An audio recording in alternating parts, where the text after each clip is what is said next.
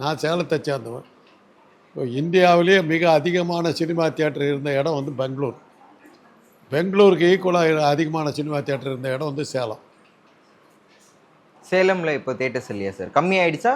சேலத்தில் இல்லையே இப்போ தியேட்டர் இல்லையா? தியேட்டரே இல்லையா, எல்லாம் அந்த மல்டிப்ளெக்ஸ். மல்டிப்ளெக்ஸாகவும் இல்லை, வேறையாக மாறிடுச்சு எல்லாம். அதான் இது மாதிரி மால் மாதிரி மாறிடுச்சு, எல்லாம் மாறிடுச்சு. சார் என்ன காரணம் நினைக்கிறீங்க? சினிமா வீட்டுக்கு அதை தான் சினிமா வந்து சீரியல் எடுத்துக்கிச்சுங்க.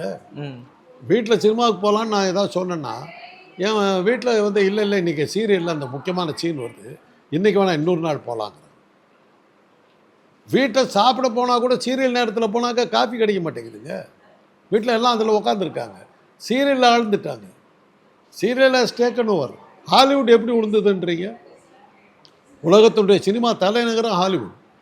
இன்றைக்கி எம்ஜிஎம் இல்லை, 20th Century Fox இல்லை, யூனிவர்சல் இன்டர்நேஷ்னல் இல்லை, பேரமவுண்ட் இல்லை, வார்னர் பிரதர்ஸ் இல்லை, ஆர்கேஓ இல்லை, எல்லாம் எங்கே போச்சு? அந்த ஸ்டுடியோவில் என்னாச்சு? இன்றைக்கி எல்லாம் மூடியாச்சு. கோடம்பாக்கத்தில் போங்களேன், ஏவிஎம் ஸ்டுடியோ இருக்கா, வாகினி ஸ்டுடியோ இருக்குதா, விஜயா ஸ்டுடியோ இருக்கா, என்னவா இருக்குது இப்போ? எல்லாம் என்னாச்சு? சினிமா எங்கே இருக்குது? சீரியல்லாம் கூட வந்து சில வீடுகளை வாடகை எடுத்துருக்காங்க, அங்கே தான் எடுத்துக்கிட்டு இருக்காங்க.